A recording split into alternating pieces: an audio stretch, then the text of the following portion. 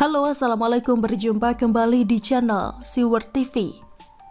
Terharu, novel Bamukmin ingin kembalikan wibawa negara ini, makanya mau jadi wapres. Ditulis oleh Syardi. Novel Bamukmin membuat sebuah pernyataan yang sangat mengejutkan. Dia berniat ikut dalam pilpres. Dia sungguh percaya diri mengaku bersedia mendampingi Anies sebagai cawapres. Pertanyaannya adalah, Anies mau nggak? Anies juga bukan orang yang kurang pintar. Kalau Anies tidak bersedia, Novel pasti akan kesal dan marah, sama seperti saat kecewa melihat Prabowo bergabung dengan kubu pemerintah. Tentunya semua dengan izin Allah, serta doa dan dukungan dari ulama dan umat Islam. Karena sejatinya negara ini merdeka dengan peran penuh ulama, tokoh dan umat, dan peranan umat sudah bangkit di ABI atau Aksi Bela Islam 212, kata Novel. Novel mengatakan alasan dirinya bersedia maju di pilpres lantaran merasa terpanggil untuk menyelamatkan bangsa ini dari rezim sekarang yang menurutnya telah dikuasai oleh pengkhianat yang tunduk pada asing dan asing. Karena saat ini saya melihat rezim ini dikuasai oleh para pengkhianat negara dan Pancasila, sampai-sampai penegak Pancasila ulama dikriminalisasi, katanya. Dan negara ini sudah dikuasai para pengkhianat bangsa yang menjadi jongos para asing dan asing, sehingga negara ini harus diselamatkan, katanya lagi.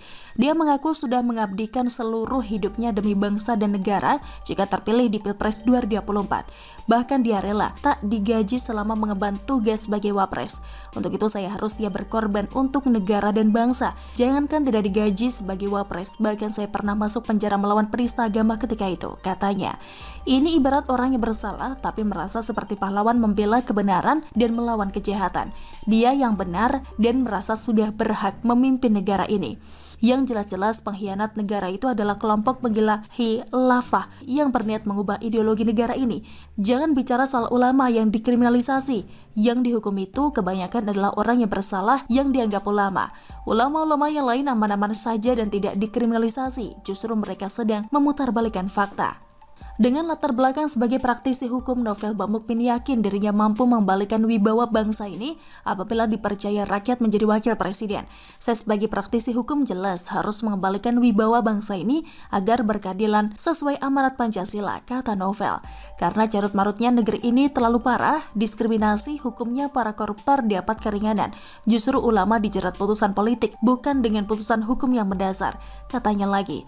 Jangan terlalu dianggap serius omongan orang ini, sampai kapanpun dia tidak akan pernah jadi pemimpin di negara ini. Jangankan cawapres, jadi lurah pun belum layak. Kalau sampai orang seperti Novel jadi wakil presiden, artinya negara ini mungkin sudah di ujung tanduk atau sudah mengalami kemunduran parah, sehingga orang seperti dia pun bisa terpilih. Cobalah pikir, masa hanya karena bisa mengumpulkan massa, melaporkan penista agama, dan dipenjara sudah jadi prestasi super hebat yang menjadikannya layak menjadi wakil presiden. Artinya, kalau sampai orang ini terpilih, berarti warganya sudah mengalami kemunduran yang parah. Tidak ada orang yang mau memilih dia kecuali gerombolannya sendiri. Mengaku bisa mengumpulkan 13 juta kali 10 suara menjadi 130 juta suara. Kebangetan banget ilusinya, hehehe. Tidak ada yang tahu pasti kenapa Novel tiba-tiba muncul dan mengatakan akan menjadi calon wakil presiden. Kemungkinan orang ini sedang stres atau halusinasinya kian parah. Atau bisa jadi karena sudah terlalu lama memendam sakit hati, sehingga omongannya jadi kacau dan ngawur kemana-mana. Atau mungkin memang dari dulu punya keinginan untuk berkuasa di negara ini, tapi impian ini tidak kesampaian hingga sekarang. Mimpi kok kebangetan, gak pakai ngaca. Sok mau mengembalikan wibawa negara, wibawa sedih saja tidak bisa dijaga dengan baik, yang ada malah bikin malu negara ini. Banyak orang mungkin bahkan merasa geli punya pemimpin seperti dia. Mau menyelamatkan bangsa ini, tapi Rizik saja tidak sanggup dia selamatkan. Orang seperti ini sudah terlalu banyak diberi panggung sehingga menjadi besar kepala dan tidak tahu malu. Tapi ada bagusnya juga dia mengklaim begini, sehingga pemilu nanti kita bisa terhibur dan tertawa puas. Orang seperti dia lebih condong jadi pelawak politik yang takdirnya ditertawakan. Bagaimana menurut Anda? Silahkan tulis komen Anda di kolom komentar. Jangan lupa untuk like, subscribe, dan share. Siward TV pamit, sampai jumpa. Wassalamualaikum warahmatullahi wabarakatuh.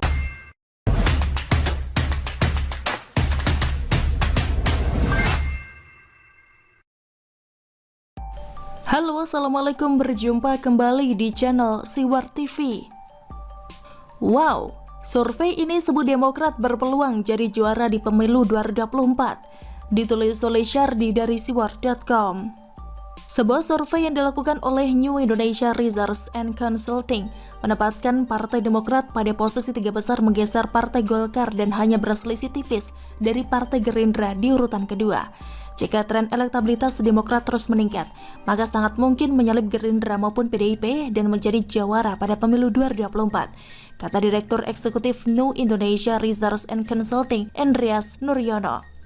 Mungkinkah Demokrat bisa menyalip partai PDIP dan Gerindra? Kok kayaknya agak lucu ya? Saya pikir saya yang terlalu bias. Tapi membaca komentar dari netizen, mereka juga ketawa dan merasa aneh. Nyalipnya agak tanggung-tanggung. Berpeluang bisa melewati PDIP dan Gerindra. Minimal nyalip PKS dulu deh atau PKB. Itu pun entah bisa atau tidak. Tahun 2019 saja suara Demokrat sudah sangat tergerus. Tinggal hanya 7%. Apalagi melihat kelakuan sebagian kadernya yang terlalu angkuh dan tidak beradab. Terlalu aneh kalau partai ini masih bisa bangkit. Lebih cocok nyungsep dan bakal jadi partai kelastari.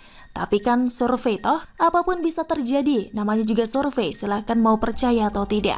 Menurut survei ini, tren elektabilitas Demokrat terus mengalami kenaikan signifikan sejak survei dilakukan Februari 2021. Awalnya hanya di kisaran 3%, namun melonjak menjadi 8%, dan kini elektabilitas Demokrat kembali naik mencapai 10,1%, membayangi Gerindra yang meraih elektabilitas 10,4%. Posisi pertama masih ditempati PDIP, tapi tren partai terus mengalami penurunan selama setahun terakhir. Pada survei sebelumnya, PDIP masih meraih elektabilitas di kisaran 20 hingga 30%. Namun kini turun menjadi 19,8%. Golkar juga mengalami penurunan elektabilitas menjadi 7,3% dan merosot ke posisi keempat. Demokrat hebat benar, tepuk tangan deh. Bahkan bisa menyalip Golkar, bahkan hampir mengejar posisi Gerindra yang secara politik lebih mengakar dan menggurita di semua lini masyarakat. Dan hebatnya Demokrat berhasil melawan arus. 3 partai atas, PDIP, Gerindra, dan Golkar terus menurun. Demokrat bangkit. Wow, luar biasa. Survei ini juga mengungkapkan elektabilitas AHY berhasil mengungguli Puan Maharani dan Erlangga Hartarto. Ganjar masih di posisi pertama diikuti Prabowo, lalu Ridwan Kamil di posisi ketiga dan Anies di posisi keempat. AHY di posisi kelima, selisih tipis dengan Anies.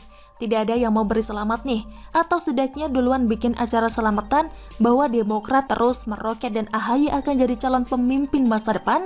Ini semua pasti karena Demokrat berhasil mengambil hati masyarakat sehingga Demokrat terus melejit.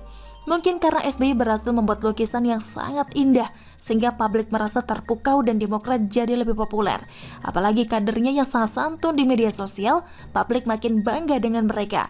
Ada yang memuji tukang mebel aja bisa jadi presiden, ada yang memposting meme presiden dan lirik lagu kebangsaan, ada yang dengan cerdas bicara soal pengecatan pesawat kepresidenan.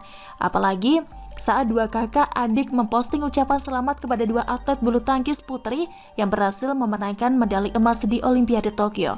Wajah mereka jauh gede ketimbang yang diberi selamat. Publik pasti makin kagum dengan ketulusan mereka. Tepuk tangan. Demokrat akan menjadi partai besar dan bahkan nomor 1 di Indonesia. Kalian jangan iri ya. Mau ketawa ngakak guling-guling silakan, tapi jangan iri. Hehe.